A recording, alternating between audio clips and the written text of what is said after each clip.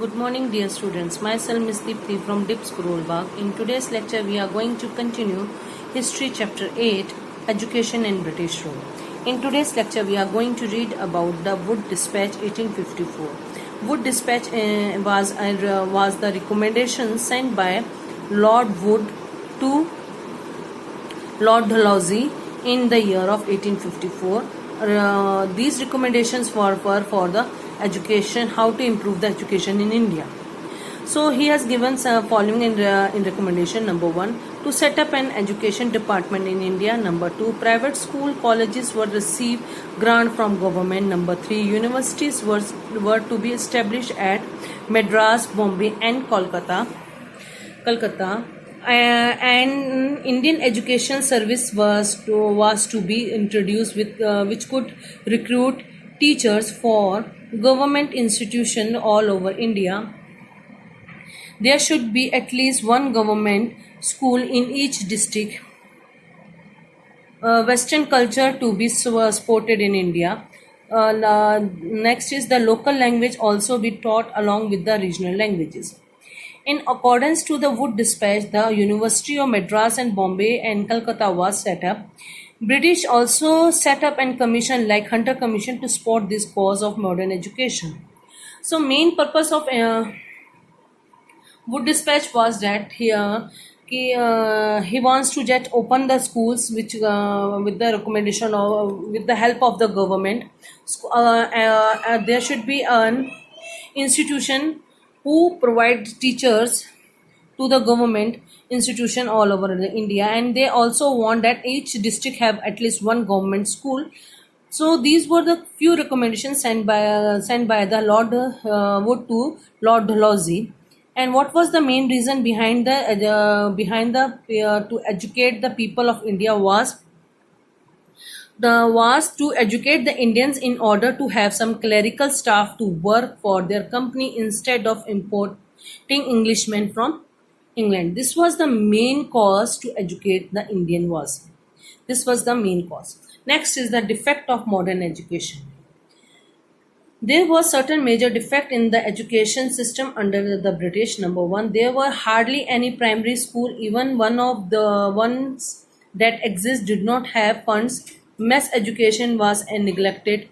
Number 2, they educated by only or upper class people with a belief that the handful people will then educate the mass. Third, girls were not educated. Science and technology education was not given to importance. In the beginning of 20th century, 4 out of 5 villages did not have primary school. The majority of children lack education. India became familiar with the writing of the philosopher like Rousseau and Voltaire, which brought about the national finding among the people. However, the British tried to control this education in India to prevent the spread of patriotism among the Indians.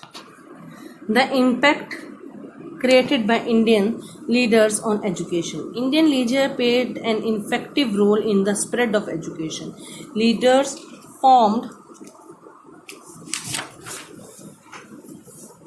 an Indian National Council of Education as a revolt against the British policy. They set up national schools and national colleges. Raja Ram Mohan Rai and Rabindranath Tagore played an important role in the spread of education. The Jamia Millia Islamia Institute at Aligarh, the Vidyapeeth at Banaras, Vishwa Bharati University established by Rabindranath Tagore and Shanti Niketan were few achievements of the Indian leaders. All these institutes gave a global outlook to teaching in India. So these are the few important universities starting during that time for the purpose of educating people. Gandhiji also started the Nai Talim, a new teaching scheme. Dr. Zakir Hussain, who became the third president of India, played a leading role in the developing the Nai Talim system of education. Many scholars started studying the art architecture, literature, and philosophy from the institute. This helped the unraveling the Indian past. Gopal Krishna Gokhale placed a demand before the British to have a free and compulsory education, but very little was done by the government in this regard. In 1947, when India attained independence, only 24% of male and 7% of female population were literate.